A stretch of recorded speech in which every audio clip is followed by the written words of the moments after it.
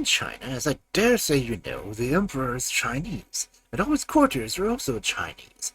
The story I am going to tell you happened many years ago, but is worthwhile for you to listen to it, before it is forgotten. The emperor's palace is the most splendid in the world, all made of priceless porcelain, but so brittle and delicate that you had to take great care how you touched it. And the garden were the most beautiful flowers, and on the loveliest of them were tied silver bells which tinkled, so that if you passed you could not help looking at the flowers. Everything in the emperor's garden was admirably arranged with a view to effect, and the garden was so large that even the gardener himself did not quite know where it ended. If you ever got beyond it, you came to a stately forest with great trees and deep lakes in it. The forest sloped down to the sea, which is clear blue. Large ships could sail under the boughs of the trees, and in these trees lived a nightingale. She sang so beautifully that even the poor fisherman, who had not so much to do, stood and listened when he came at nights to cast his nets. "Oh, how beautiful she is," he said, but he had to attend to his work and forgot about the bird. But when the next night, the fisherman came there again, and he said the same thing. "Oh, how beautiful it is." From all the countries round came travellers to the emperor's town, who were astonished at the palace and the garden. But when they heard the nightingale, they said, "This is the finest thing of all." The travellers told all about it when they went home. Learned scholars wrote many books upon the palace and the garden, but they did not forget the nightingale. She was praised the most, and all the poets composed splendid verses on the nightingale in the forest by the deep sea. The books were circulated throughout the world, and some of them reached the emperor. He sat in his golden chair and read and read. He nodded his head every moment, for he liked reading the brilliant accounts of all the town, the palace, and the garden. But the nightingale was better than all, he saw written. "What is that?" said the emperor. "I don't know anything about a nightingale. Is there such a bird in my emperor, and so near in my garden? I have never heard it. Fancy reading for the first time about it in this book."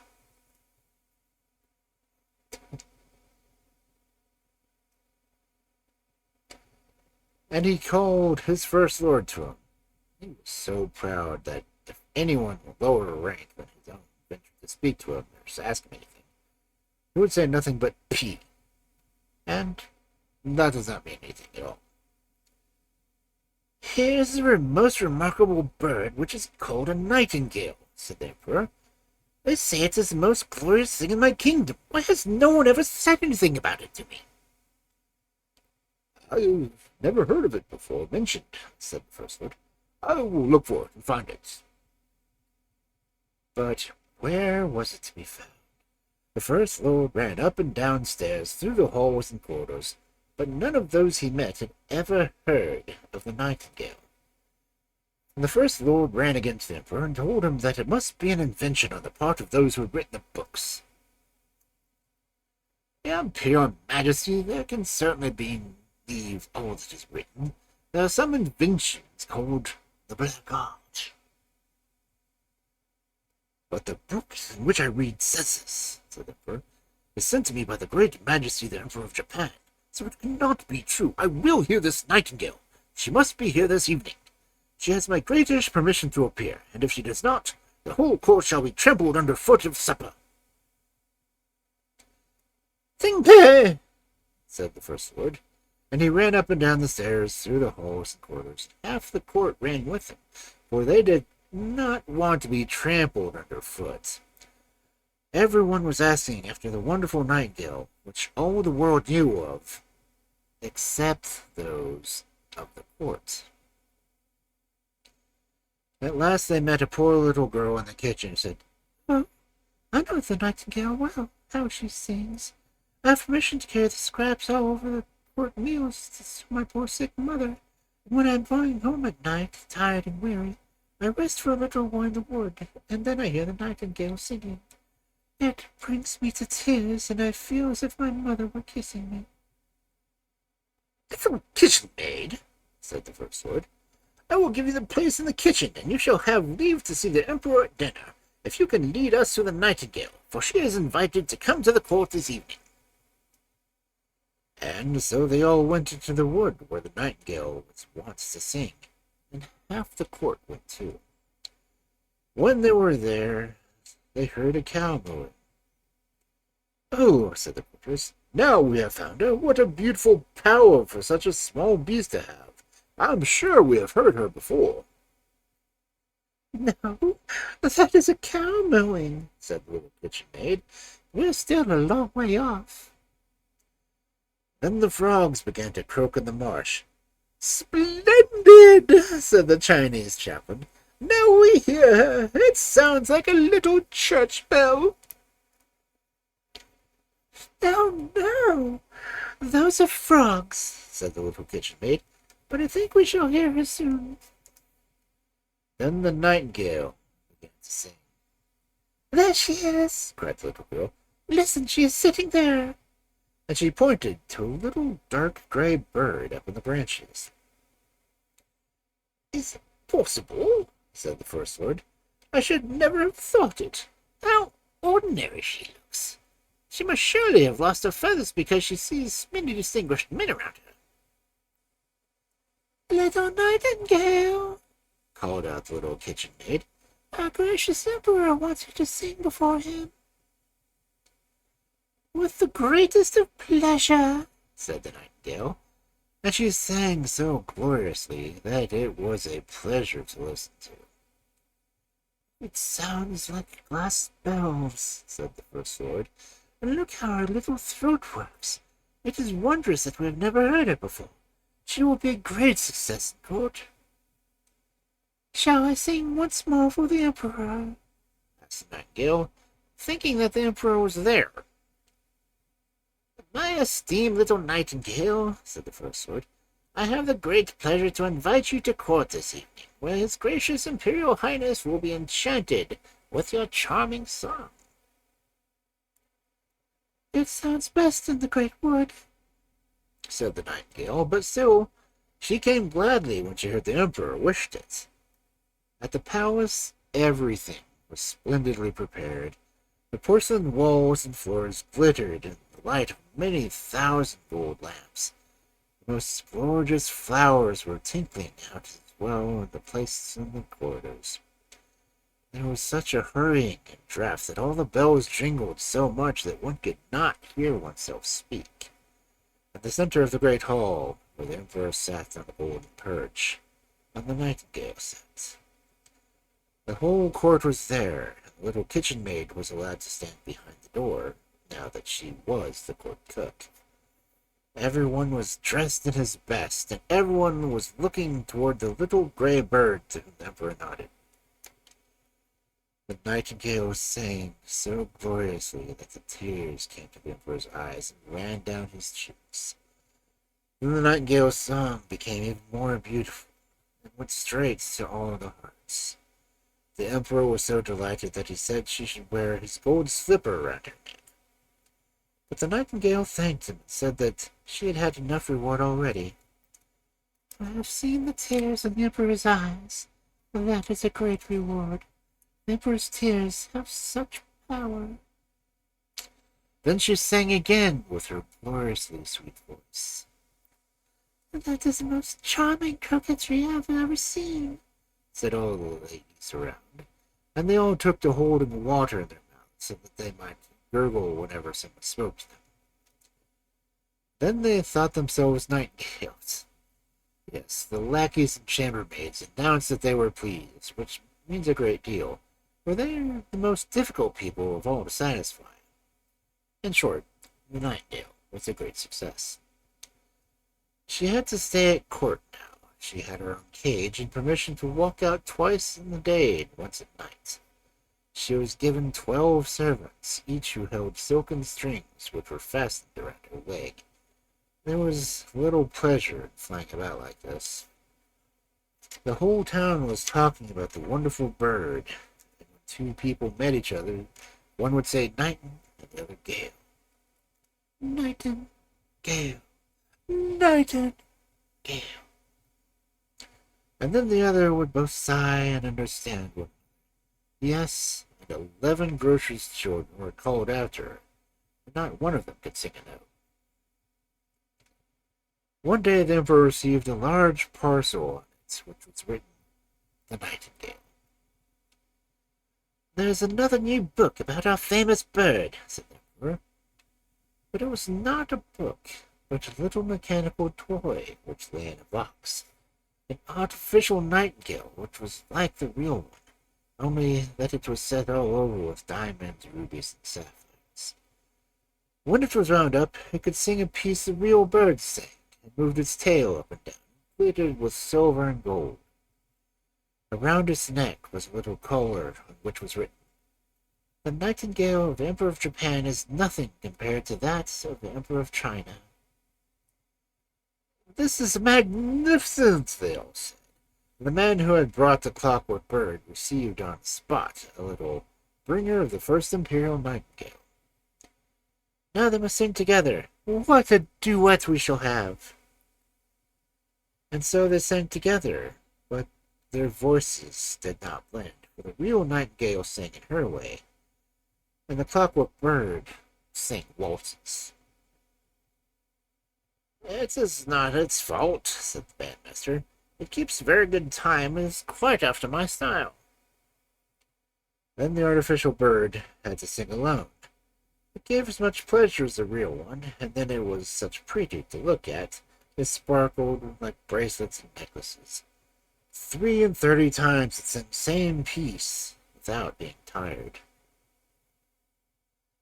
People would like to have heard it again, but the emperor thought that the living nightingale should sing now. But where was she? No one had noticed that she had flown out the open window away to her green woods. What shall we do? Said the emperor. All the court scolded, and said that the nightingale was very ungrateful. But we still have the best bird, they said, and the artificial bird had to sing again. And that was the 34th time they had heard the same piece. But they did not yet know it by heart. It was much too difficult. The bandmaster praised the bird tremendously. Yes, he assured them it was better than the real nightingale, not only because of its beautiful plumage and diamonds, but inside as well. For you see, my lords and ladies, and your imperial majesty, with a real nightingale one can never tell what will come out, but all is known about the artificial bird. You can explain it, you can open it, you can show people where the waltzes lie, how they go, and how one follows the other. That's just what we think, said everyone, and the bandmaster received permission to show the bird to the people the next Sunday. They should hear it. And they heard it, and they were pleased as if they had been intoxicated with tea after the Chinese fashion, and they all said, "Oh!" and held up their forefingers and nodded time. But the poor fisherman, who had heard the real nightingale, said, "This one sings well enough, the tune glides out, but there's something wanting. I don't know what." The real nightingale was banished from the kingdom. The artificial bird was put on silken cushions by the emperor's bed. All the presents which it received, gold and precious stones, lay around it, and it was given the title of Imperial Night Singer. First from the left, for the emperor counted that side as more distinguished, being the side on which the heart is. The emperor's heart is also on the left. And the bandmaster wrote a work of 25 volumes about the terrific artificial bird, and it learned long, so full of the hardest Chinese words that everyone said they could read it and understood it. For once they had been stupid about a book, and had been trampled underfoot in consequence. So a whole year passed. The emperor of the court and the Chinese knew every note of the artificial bird sung by heart. But they liked it all the better for this. They could sing along with it, and they did. The street boys sang, "Tra-la-la-la-la," and the Emperor sang it sometimes too. It was indeed delightful.